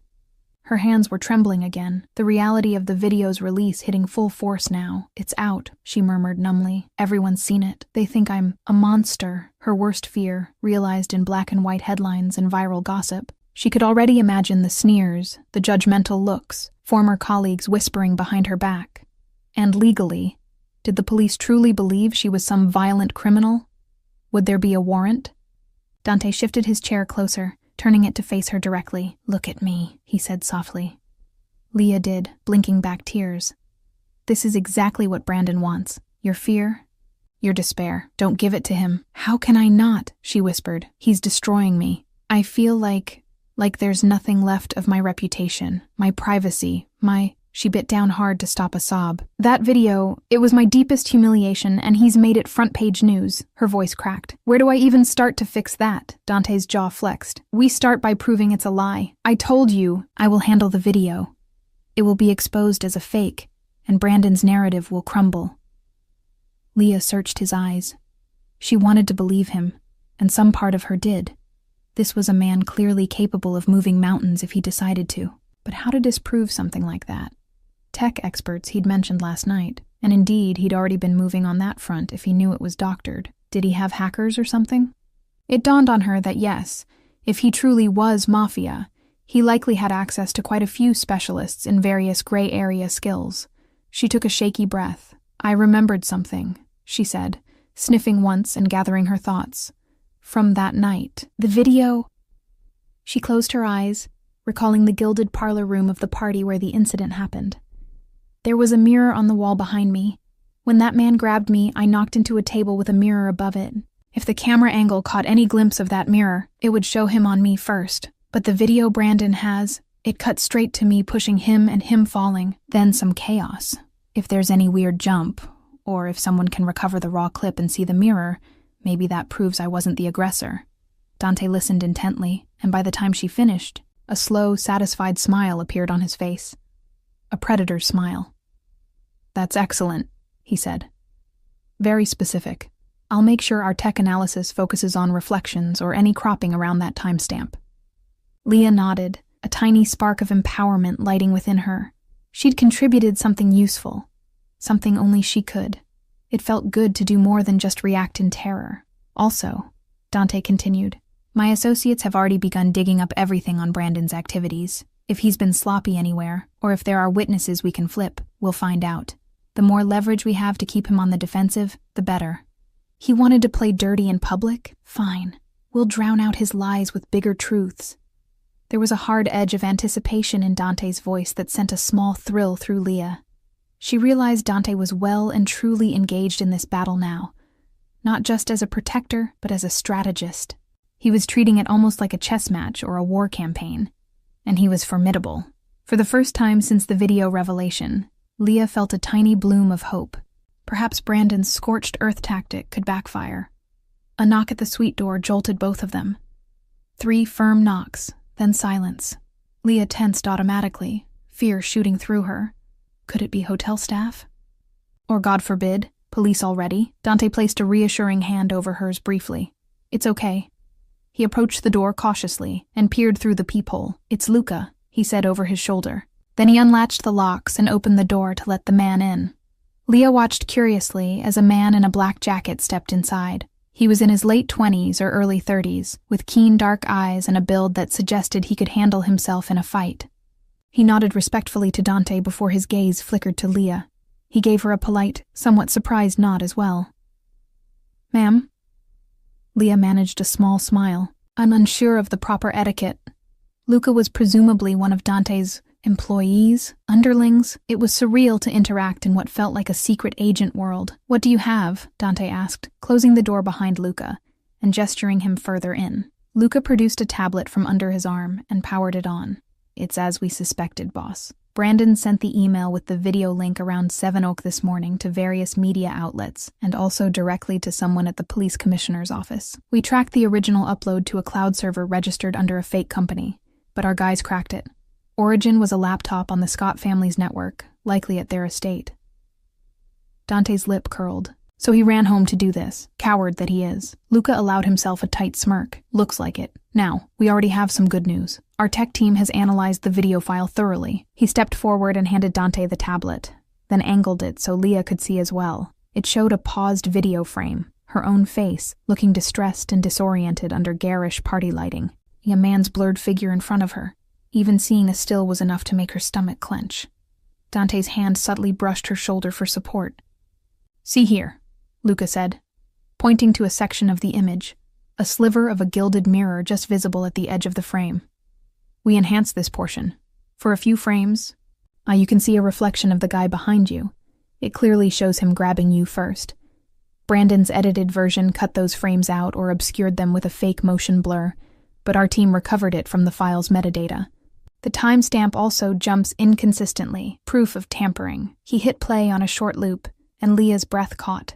It was grainy, but obvious. In the mirror's reflection, the man who'd assaulted her was gripping her arms from behind, his face predatory, then static, a jump, and the scene continued to what Brandon had distributed, her shoving the man off and him stumbling. Tears of relief sprang to Leah's eyes. Proof. There it was. She hadn't imagined that mirror. It had captured the truth like a silent ally. Dante let out a satisfied grunt. That bastard. He thought he was clever, but not clever enough. He looked at Leah, and she saw genuine admiration in his eyes. You did it. Your keen memory just handed us the smoking gun. She flushed under his praise, wiping an errant tear away. I'm just glad it was there.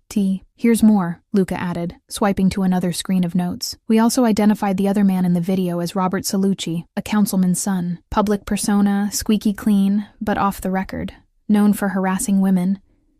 There were rumors of a similar incident at a club last year, but it got hushed up. We suspect Brandon brokered some deal between them the night of the party, hence him drugging Leah to comply. Luca's expression showed clear disgust. We contacted Salucci this morning, under the guise of being from a newspaper about the leaked clip. The idiot bragged that he barely remembers that crazy chick who threw herself at him, almost certainly a rehearsed line given by Brandon's team. But he slipped that his father told him to keep his mouth shut and let Brandon's narrative run. Leah's fists clenched on her lap. Hearing that scum lie about her, and clearly being coached to do so, made her so angry she shook. Dante noticed, and gently rested a hand over hers again, a grounding touch. So Salucci's in on it, Dante summarized coldly, at least to the point of playing along. Fine. He looked at Luca with a predatory smile. And we'll deal with that snake soon. How about other angles? The police? Luca nodded. One step ahead of you. Using a back channel, we passed the reflective proof frames anonymously to a few key media contacts and a friend in the police tech division. They should receive it within the hour. It will cast serious doubt on the video's legitimacy. The narrative will start to shift. Leah couldn't believe what she was hearing. Dante and his network had, in a matter of hours, accomplished more to defend her than she imagined possible. You're sending it out already? She asked, voice trembling with gratitude and anxiety. Once this counter-evidence hit, things would really get explosive. Yes, Dante answered, his tone decisive. Sunlight is the best disinfectant, as they say. Brandon wanted a public spectacle. He'll get one. Only it won't be the kind he envisioned. Dante's eyes gleamed with a fierce satisfaction. He tried to destroy you in public. We'll turn it right back on him, in front of everyone. Leah's heart pounded. This was it, the public reversal that Dante had promised. She felt overwhelmed. Hope, fear, excitement swirling together. Could it really work out that way? Would people actually believe her over Brandon once the truth was out? She'd been conditioned to think no one would, but Dante was giving her reason to think otherwise. Luca cleared his throat, then added carefully, "There's one more thing. Brandon, he seems to be spiraling further. Our guys monitoring his communications intercepted something. He's apparently furious that Leah hasn't been found yet. He was overheard yelling on a call that he won't let her slip away, and he's going to end this once and for all, today." Luca grimaced. "We think he might be planning something immediate, possibly trying to track down where you are, Leah, or hurting someone you care about to flush you out." A chill of dread coursed through Leah. End this, once and for all. That sounded ominous. Kara, she gasped, or Emily. He might try to use Emily. Leah remembered Kara mentioning Emily called worried. If Brandon got wind that Leah had talked to Kara, or thought Emily was sympathetic to her, he might lash out at them. Especially Emily, who he could easily lure in. Dante's expression had already turned thunderous.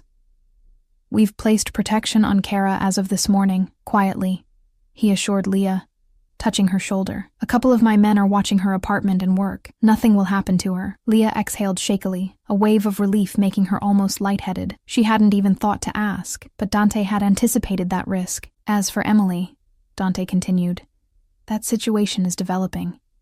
It appears she went home. Likely Brandon or their family called her back from school.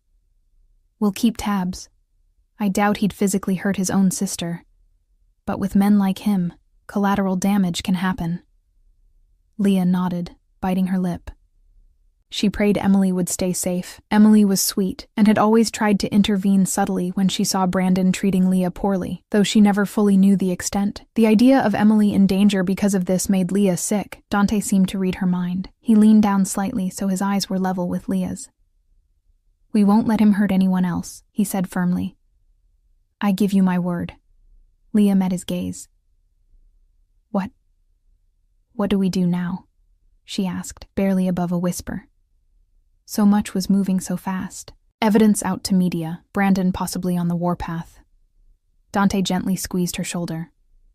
"Now, we go on the offensive." He looked to Luca. "Have the car brought around. We'll be leaving shortly." Leah's stomach did a flip. "Leaving? Where are we going?" Dante's face set into a determined, controlled fury, the look of a man who just resolved to cross a line. To settle this, publicly and definitively. He straightened and adjusted his cuffs, as though preparing for battle. Brandon wanted a fight in the court of public opinion.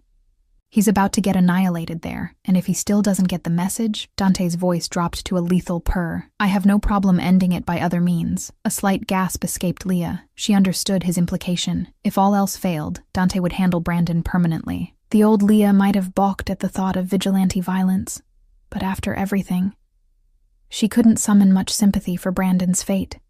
Still, she didn't want bloodshed if it could be avoided, for Dante's sake as much as anything. She lightly touched his arm. "Let's just expose him." Expose. That will be enough, right? Dante searched her face, and something softened just a touch in his expression. "If possible, yes. I prefer that route too, for you." He gently brushed a strand of hair away from her bruised cheek. "You deserve justice, not just vengeance." Leah felt her eyes sting again.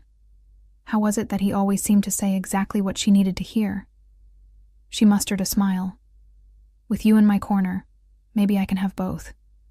A slow, proud grin spread across Dante's face at that. He nodded. "That's my girl."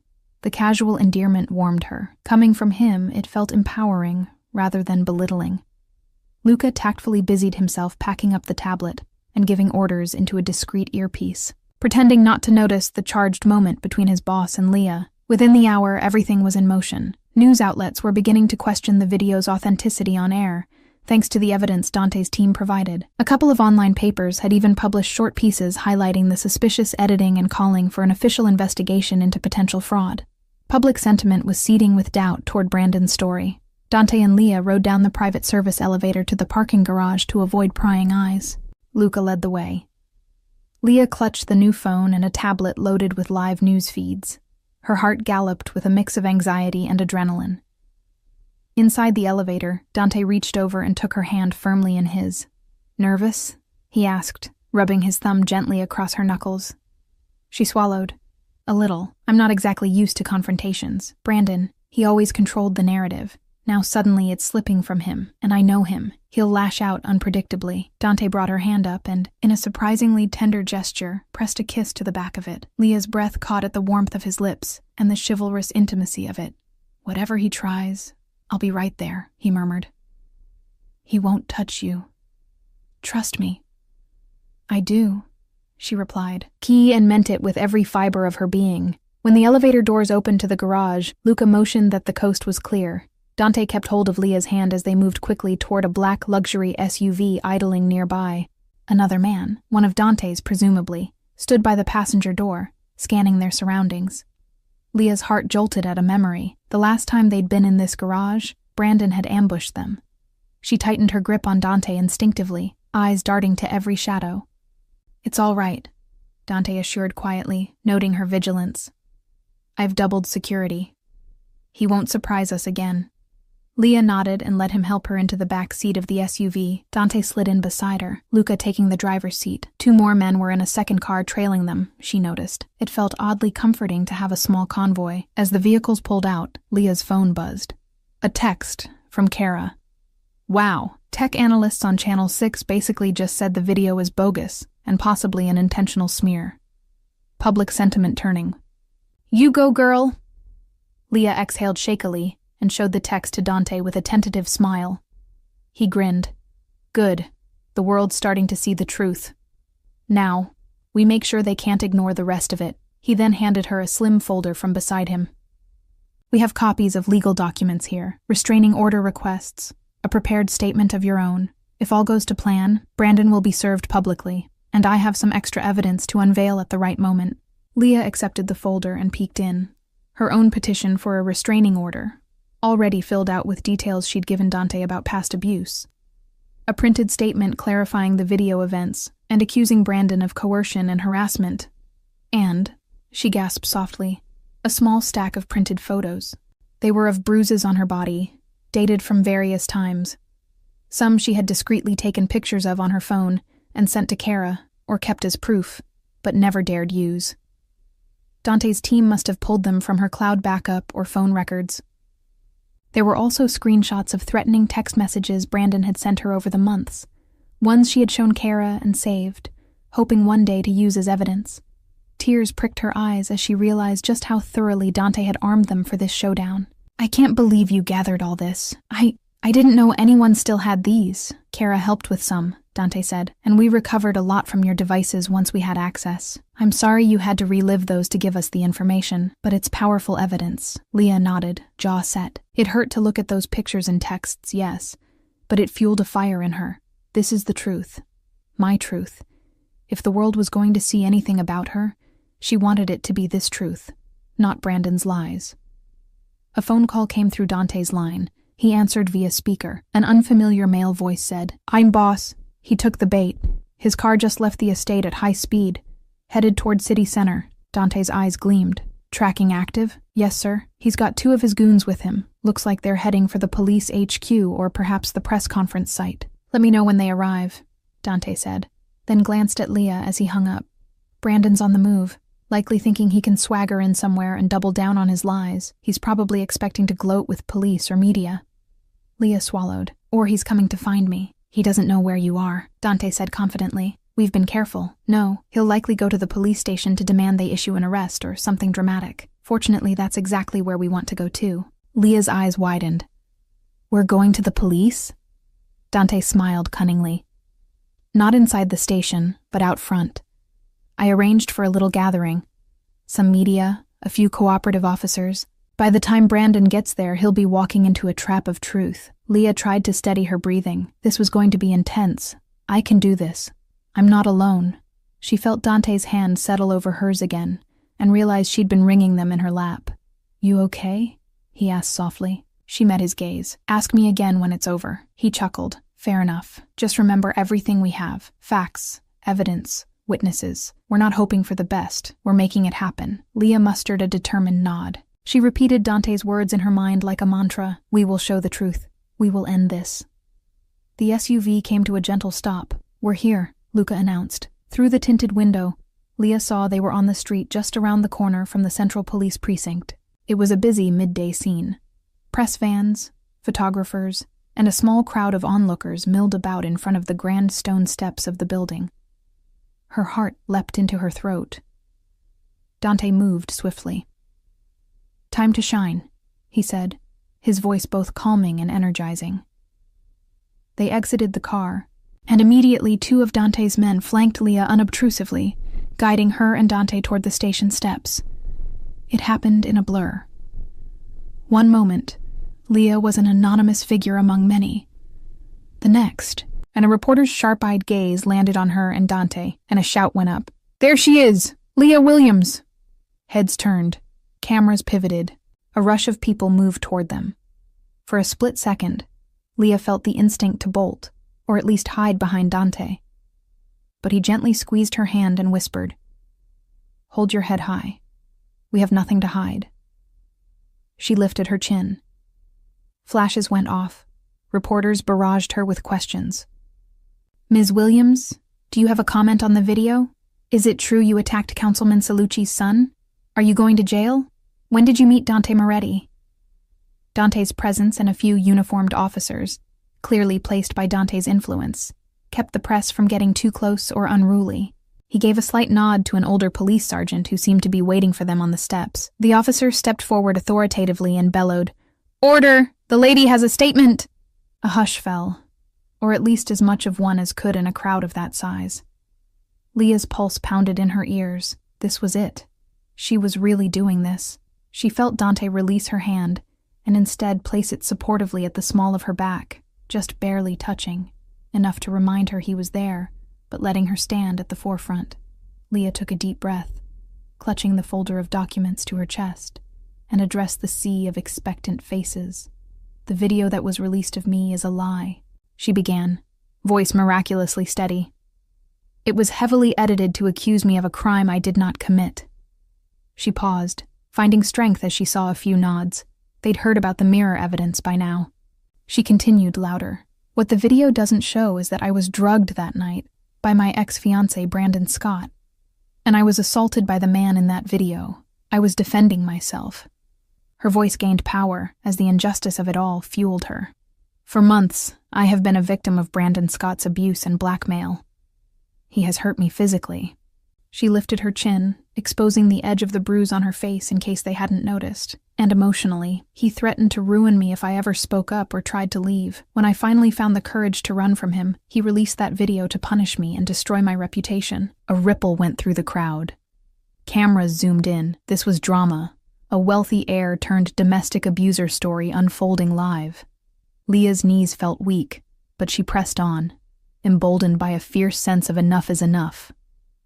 I won't hide anymore, she declared, her voice resonating over the courtyard. I am here in public to tell the truth. I have proof of his abuse. She held up copies of photos and texts with a shaking hand, and an officer helped pin them to a display board that had been set up, another thoughtful preparation by Dante.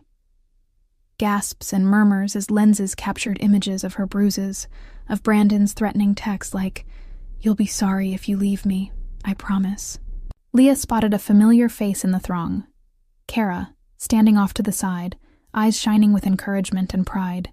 Beside her, surprisingly, was Emily Scott, tears on her cheeks. Leah's breath hitched. Emily mouthed, "I'm sorry," with a devastated expression. Leah offered the slightest nod of understanding and forgiveness, then refocused. "My ex-fiancé, Brandon, is not the victim here," Leah said, feeling a surge of vindication. He is a serial abuser and a liar, and I am done being afraid of him." As if on cue, screeching tires cut through the air. A black car swerved to a stop at the curb opposite the station, and out sprang the devil himself, Brandon. He looked wild-eyed and enraged, flanked by two of his father's burly security men. The crowd parted as he stormed toward the steps. "You delusional little slut," Brandon roared, zeroing in on Leah. The microphones surely picked it up, broadcasting his words live. "What the hell do you think you're doing?" His face was contorted with fury, a vein bulging at his temple. In that moment, he no longer looked like the charming socialite he pretended to be.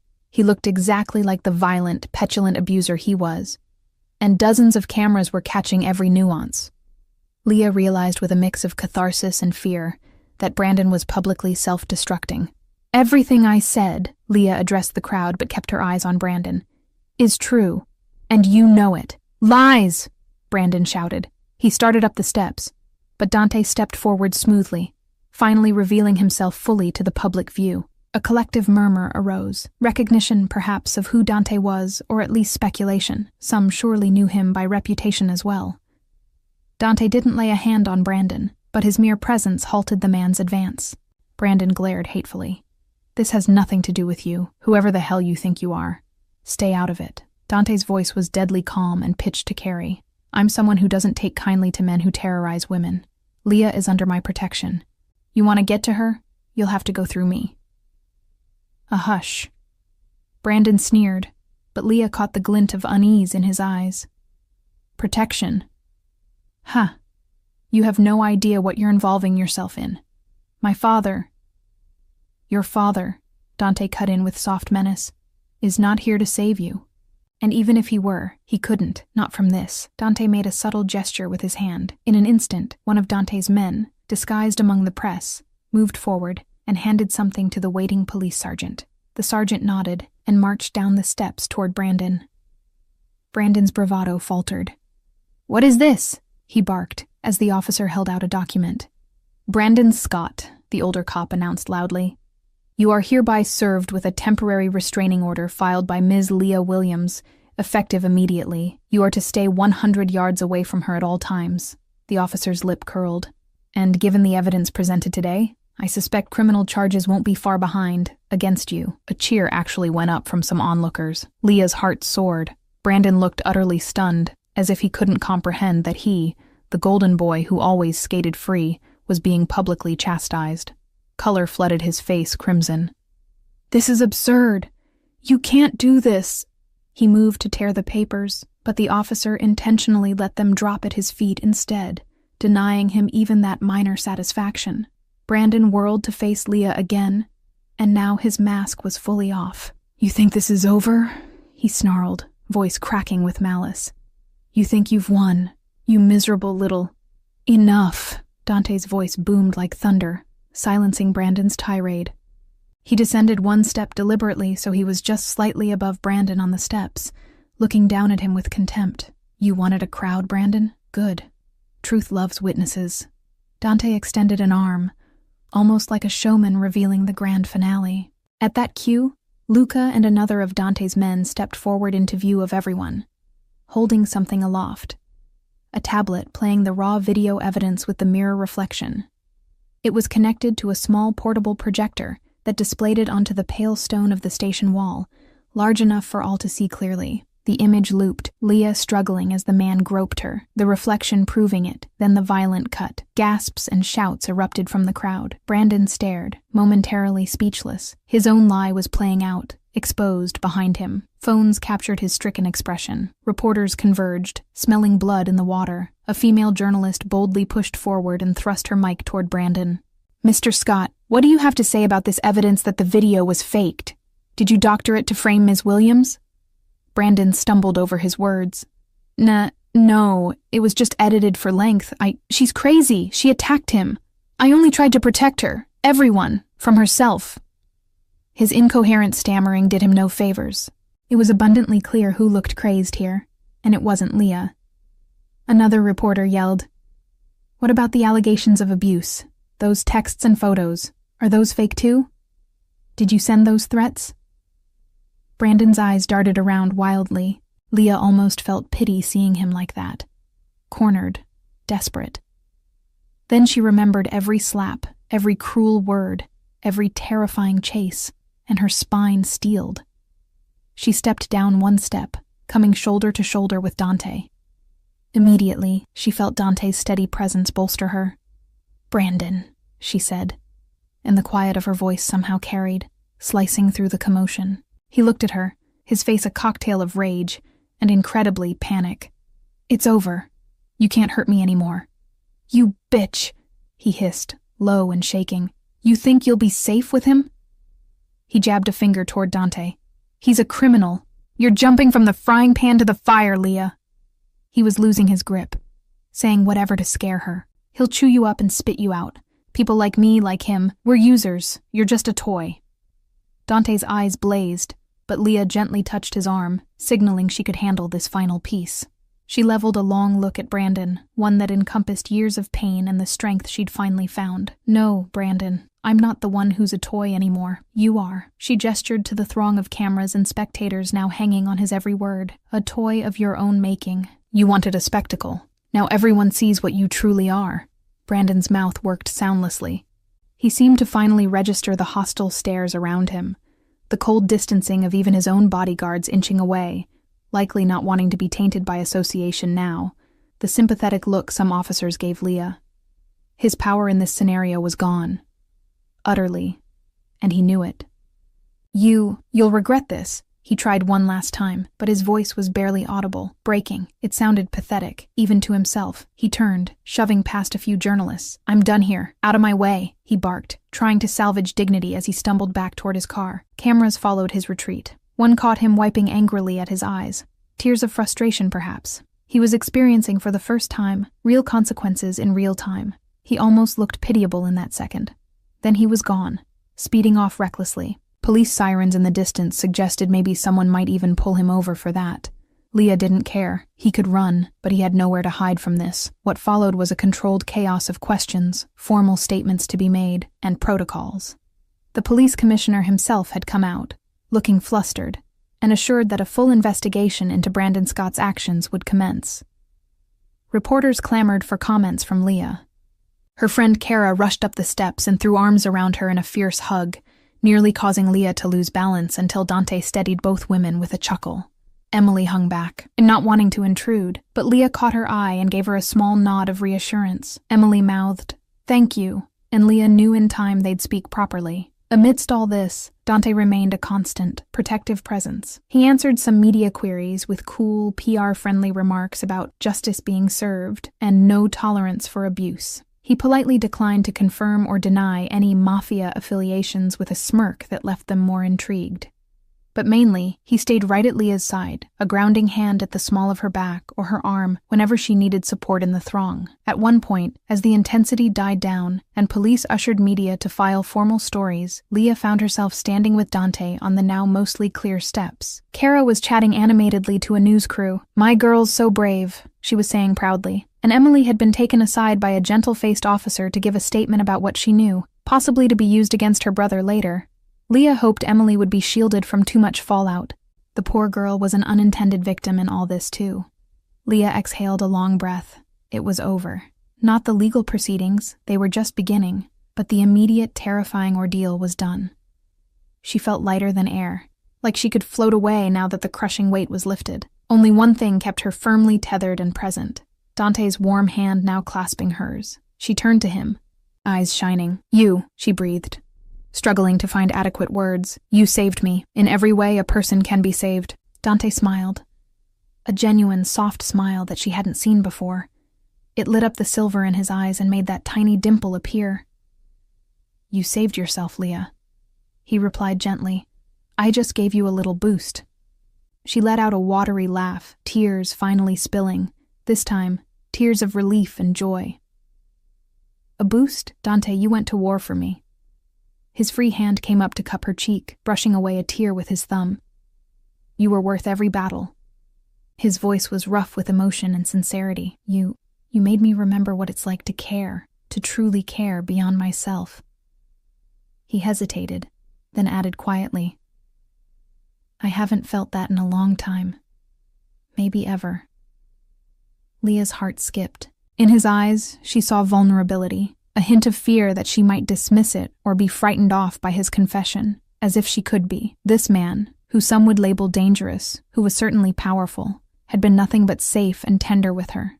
He'd put her well-being above his own, time and again in these last tumultuous days, and she realized with a sudden clarity that rivaled the noon sunlight, she was hopelessly, irretrievably in love with him. Perhaps had been since the moment he opened that closet door and promised, "He will never hurt you again." She covered his hand on her cheek with her own, and turned her face to press a kiss into his palm, a sweet, grateful gesture that nevertheless sent a slight murmur through the few onlookers still watching. She didn't care. Let them see. This was truth, too.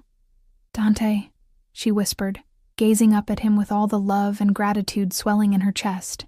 "You have a gentler soul than you know. You didn't just protect me, you healed me." She blinked, new tears falling. I love you. I hope you realize that." A quiet gasp left him, as if the breath had been stolen from his lungs. For an awful heartbeat, Leah wondered if she'd misstepped. But then a radiant, almost boyish grin broke across Dante's face.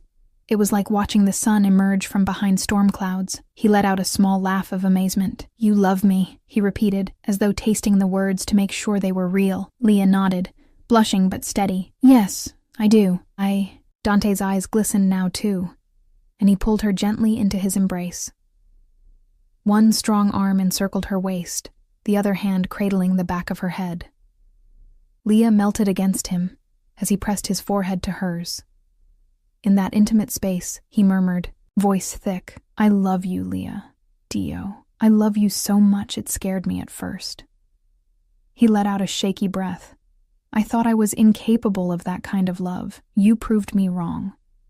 Joy, warm and effervescent, fizzed through her entire being.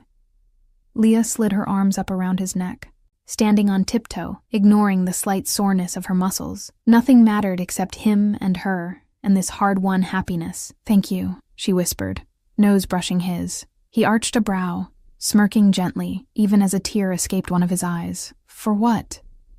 "For being the first person to make me feel safe and cherished." Leah closed her eyes briefly.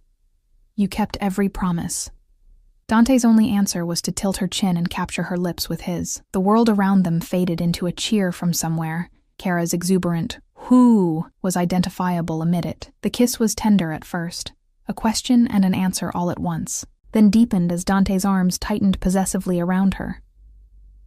Leah sighed into him, threading her fingers through his silky dark hair, losing herself in the taste and feel of this man who had become her hero and heart. When they finally parted, breathless and foreheads resting together, Leah laughed softly. "We probably just made front-page news again." Dante chuckled, not the least bit bothered. "Let it be. This time it's for something good." She smiled, eyes shining. Around them, life went on, the press dispersing to file stories of Brandon's downfall, police officers busy, bystanders chatting excitedly about what they'd witnessed. But within the small circle of Dante's embrace, Leah felt a peaceful certainty. They had faced down the darkness and come out into the light together. As they descended the steps hand in hand to rejoin their friends, Leah glanced at Dante with playful lightness. "So, what now, Mr. Moretti?" He looked down at her with an expression of such adoration it made her heart flutter. "Whatever we want, Ms. Williams." Then he paused, his face taking on a more serious, though still joyous, cast. "My life, it isn't a typical fairy tale. There are parts of my world that are still dangerous." Leah squeezed his hand. "I'm not afraid. Not with you." She meant it. She'd seen the honorable man behind the Mafia persona, and she trusted him implicitly. Dante's grin returned. "Be careful, or I'll start thinking we make a pretty good team in danger."